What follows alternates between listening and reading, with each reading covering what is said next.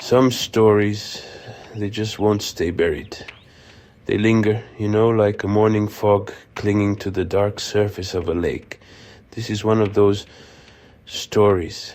It's a tale about a young woman, a brutal crime, and a secret that lay dormant for nearly half a century. A secret that whispered through the pines of a small, forgotten town. For 40 long years, justice was just a word, a hollow sound echoing in the empty hallways of a cold case file. The killer, a phantom, had vanished without a trace, leaving behind only questions and a profound aching silence. The year was 1984, a time of big hair and even bigger dreams. But in the quiet community of Pine Ridge, a nightmare was about to unfold. A young woman named Sarah Jenkins, full of life and promise, was found murdered near the shores of Echo Lake. The discovery sent a shockwave of fear through the heart of the town. The investigation was intense, frantic even. Police chased down every lead, interviewed every person of interest, but each path led to a dead end. The trail grew colder than the winter winds that swept across the lake. Her file, thick with dead-end reports and unanswered prayers, was eventually boxed up and placed on a dusty shelf in the archives. For decades, no one knew who killed her. The forest held its secrets close. The lake kept its silence. But then something happened. The silence was about to be broken, shattered by a truth that had been waiting 40 years to be heard. Pine Ridge was the kind of town you see in postcards. Quaint, peaceful, but after Sarah's murder, that all changed. Neighbors looked at each other with a new, unsettling suspicion. Was the monster who did this one of them? The trust that had been the bedrock of their community began to crumble, replaced by a creeping, pervasive fear. For the Jenkins family, the passage of time did not heal. It only deepened the wound. Sarah's bedroom was left untouched, a perfect time capsule of 1984. Her mother, Carol, would go in there sometimes just to sit. It was the only place where Sarah still felt close. Sarah's father, Tom, grew quiet, withdrawn. The empty chair at the table was a constant, screaming reminder of their loss. Every year, as the leaves began to turn, a familiar dread would descend upon the Jenkins family. They would drive out to Echo Lake and stand in silence. In the early years, the family would hold press conferences, begging for anyone with information to come forward. As the years turned into decades, the press conferences stopped. The anniversary was no longer just about remembering Sarah. It was about mourning the justice that had never come. As 30 years stretched into 40, the Jenkins family began to resign themselves to a life without answers. Hope, once a burning flame, had dwindled to a faint, flickering ember. The cold case file on Sarah Jenkins was now a historical document. It felt like a story that had already ended, even without the final chapter. They had learned to live with the silence, but they had no idea that deep within a sterile evidence locker, a silent witness was patiently waiting, and that the era of silence was about to come to a stunning, dramatic end. In a bustling city hundreds of miles away, a new cold case unit was formed. Their mission was simple: to give a voice to the dead. They believed that in every cold case the killer had made a mistake, no matter how small. Then his eyes landed on a small, almost overlooked entry in the evidence log. He carefully placed the evidence bag into a new container. A whisper from 1984 was about to get a chance to speak. She knew this small piece of fabric could be the most important witness in a 40-year-old crime. Using a revolutionary technique, she took the few remaining DNA fragments and amplified them, making millions of copies for analysis.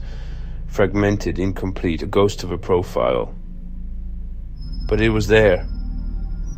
Against all odds, the silent witness had spoken. A unique genetic fingerprint. The lab ran the profile through CODIS. There was no match. The killer had lived under the radar, a ghost in the system.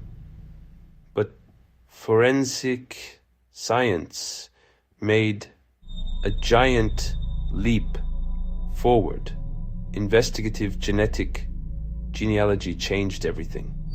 The goal, not the killer, but his family, like finding a single leaf and reconstructing the whole forest. She worked backward in time to find common ancestors, then forward to trace every descendant, closing in on the branch where the killer was hiding.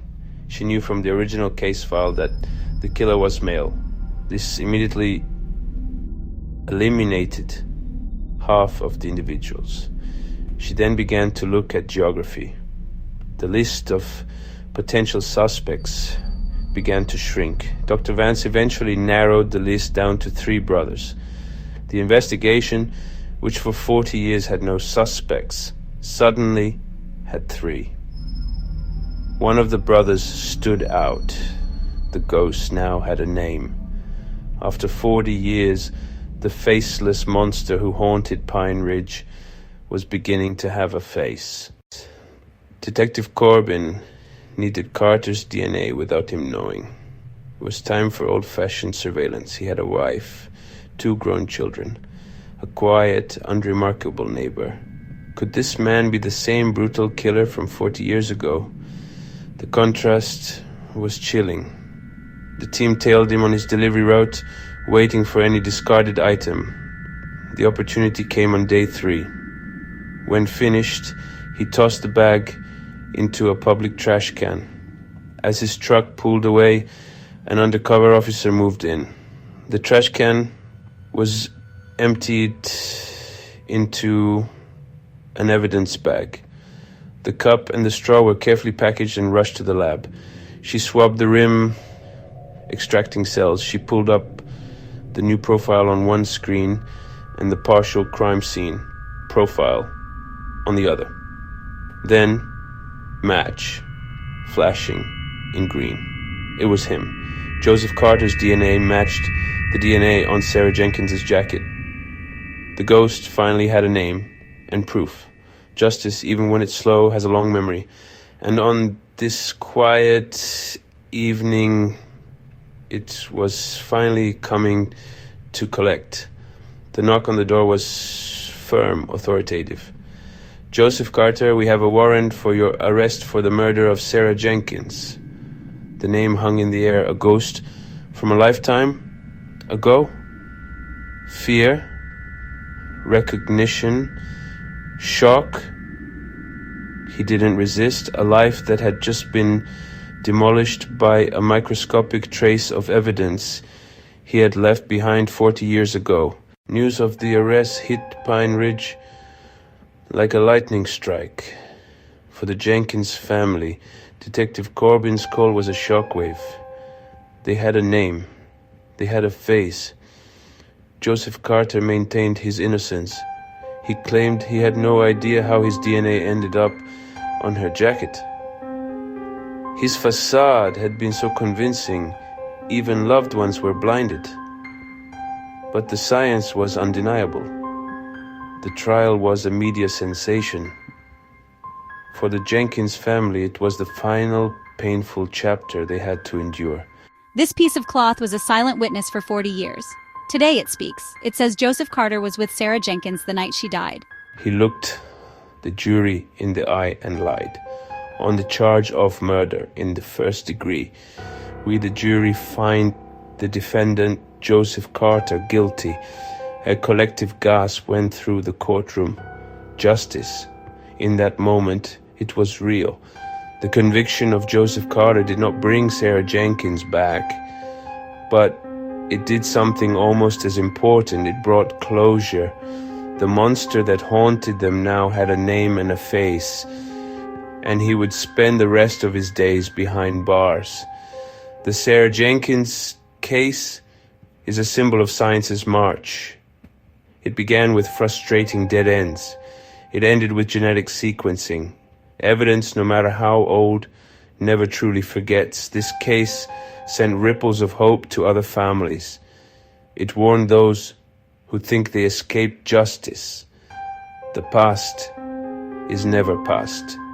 We are entering a new era of criminal justice, where cases once thought hopeless are now cracking open.